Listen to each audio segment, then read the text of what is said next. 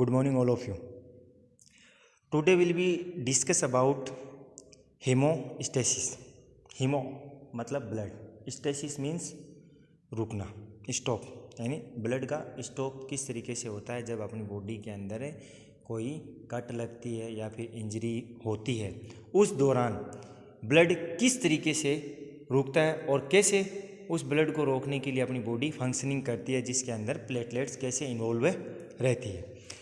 First, blood haemostasis, इसकी definition, arrest of bleeding, मतलब arrest यानी पकड़ना, तो अरेस्ट ऑफ ब्लीडिंग और stop of bleeding is called haemostasis. मतलब अरेस्ट का भी पकड़ना होता है, स्टॉप का मतलब होता है रुकना, तो इसको अपन क्या बोलेंगे, haemostasis.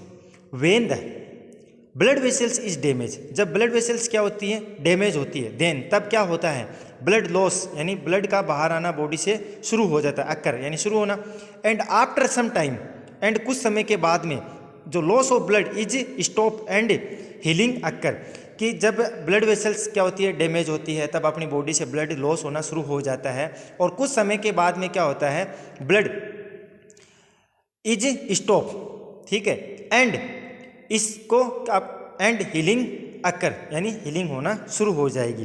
This process is called haemostasis, और इस प्रोसेस को अपन क्या बोलेंगे, हीमोस्टेसिस बोलेंगे। अब देखो, the process haemostasis is complete in 3 stage which are following.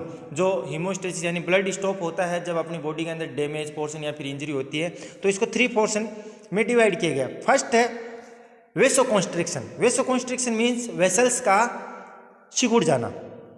Second है फॉर्मेशन ऑफ प्लेटलेट्स प्लग, यानी किस तरीके से उस डैमेज पोर्शन पर प्लेटलेट्स का फॉर्मेशन कैसे होता है।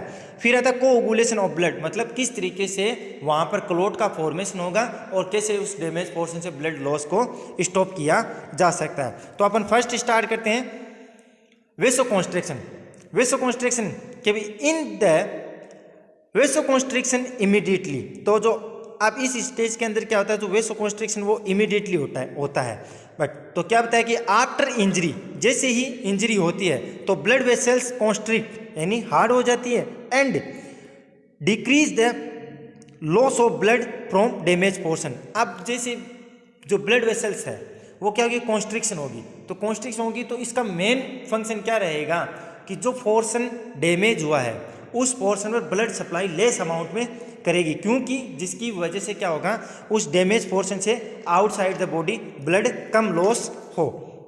नेक्स्ट दिया, when the blood vessels are cut, जब ब्लड वेसल्स कट चुकी है, देन एंडोथीलियम इज डैमेज, उसी समय क्या होगा, एंडोथीलियम है वो डैमेज हो जाएगा, and collagen fibre are damage, तो एंडोथीलियम और कोलेजन फाइबर क्या होगी, दोनों के दोनों डैमेज हो जाएंगे। कंडीशन कौन सी, जब जो ब्लड वेसल्स है वो क्या रहेगी, कट हो जाएगी।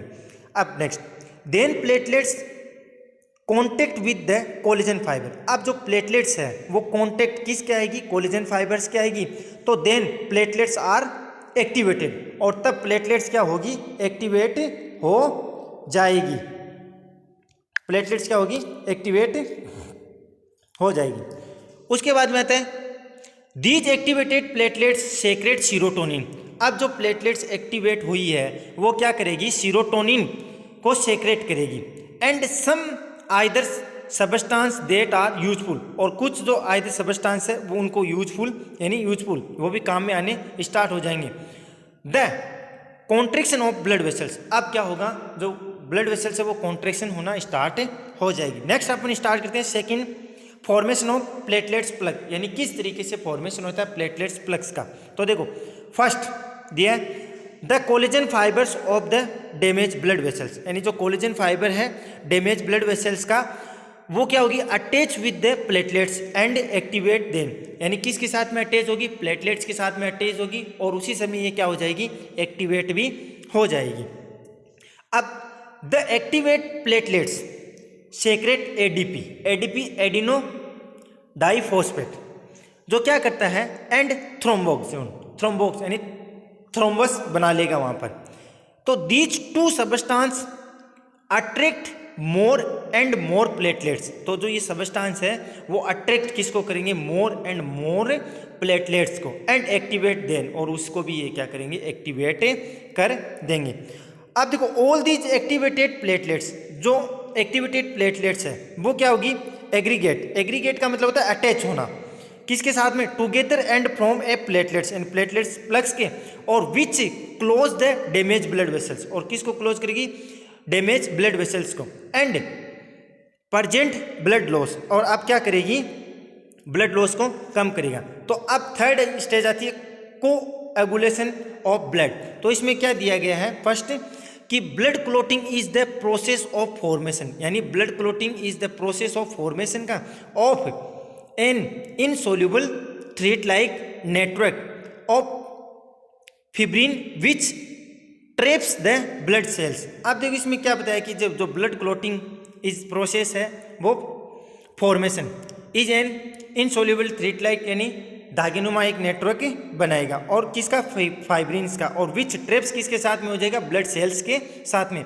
तो it is a stronger than platelets plug, और ये क्या स्ट्रॉन्गर है देन द प्लेटलेट्स प्लग से।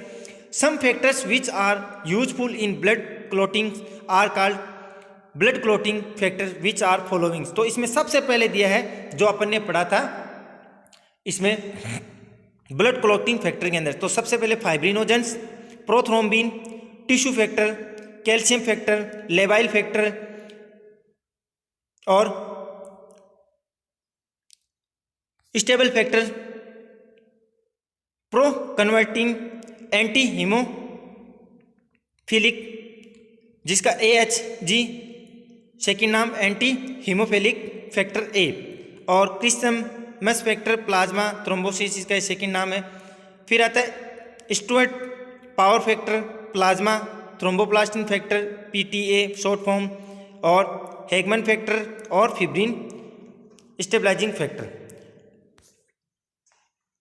फिर देयर इज नो फैक्टर, कौन सा फैक्टर जो इसमें नहीं रहेगा, 6 विटामिन के essential for synthesis of factor 2nd, 7th, 9th और 10।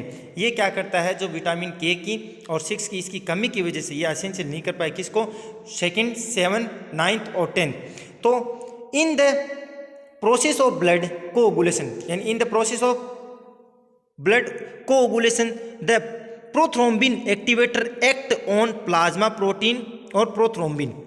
तो ये एक्टिवेट किसको करेगा, प्लाज्मा प्रोटीन को एंड प्रोथ्रोम्बिन को। तब क्या होगा, एंड कन्वर्ट किस में हो जाएगा, इनटू द थ्रोम्बिन, जो प्लाज्मा प्रोटीन है जो थ्रोम्बिन, ठीक है, प्रोथ्रोम्बिन, ये एक्टिवेट होगा और ये कन्वर्ट किस में हो जाएगा, प्रोथ्रोम्बिन के अंदर कन्वर्ट हो जाएगा। तो दीज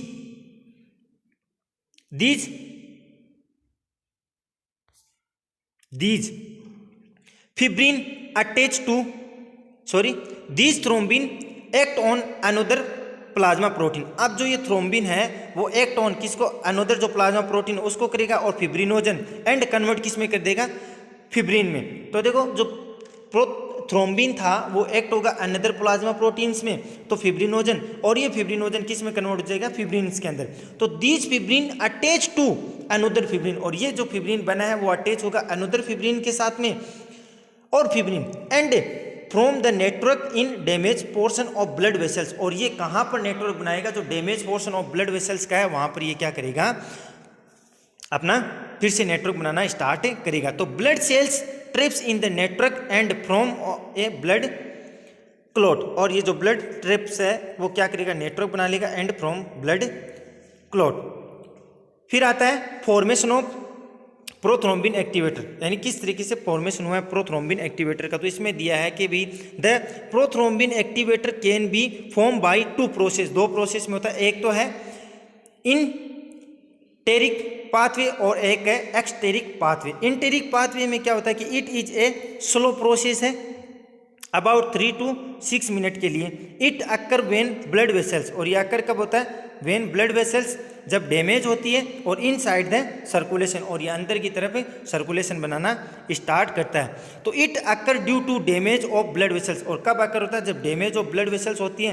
तो lining and formation of platelets, तो लाइनिंग करेगा और वहाँ पर फॉर्मेशन किसका करेगा, प्लेटलेट्स प्लग्स का इन द डैमेज पोर्शन के अंदर। सेकेंड आ रहा है एक्सटेरिक पाथवे, कि it is a rapid process, यानी ये जल्दी से होने वाली प्रोसेस है। It occur when tissue damage, और ये कब अक्कर होती है, जब टिश्यू डैमेज हो जाता है और आउटसाइड द सर्कुलेशन, और बाहर की तरफ सर्कुलेशन बनाना शुरू करेगा। फिर आता है कि the damage tissue release in activate the thromboplastin, तो जो डैमेज टिश्यू है वो रिलीज करेगा और एक्टिवेट किसको करेगा, थ्रोम्बोप्लास्टिन को, और विच इनिशिएट कोओगुलेशन मीन्स, तो ये इनिशिएट कोओगुलेशन करेगा। तो इसमें दिया है फर्स्ट कि इंटेरिक पाथवे, तो फैक्टर दिया जो वो क्या होगा, एक्टिवेट होगा। फिर फैक्टर इज एक्टिवेट होने के बाद में जो फैक्टर 9 वो भी एक्टिवेट होगा। तो एक्सटेरिक पाथवे के अंदर फैक्टर 3 एक्टिवेट होगा और फैक्टर 3 एंड फैक्टर 7 कंबाइन दोनों एक्टिवेट होंगे, तो कैल्शियम प्लस कैल्शियम दोनों कंबाइन होंगे तो फैक्टर एक्टिवेट, और इस तरीके से ये प्रोसेस कंप्लीट होगी। और ये था अपना पोर्शन हीमोस्टेसिस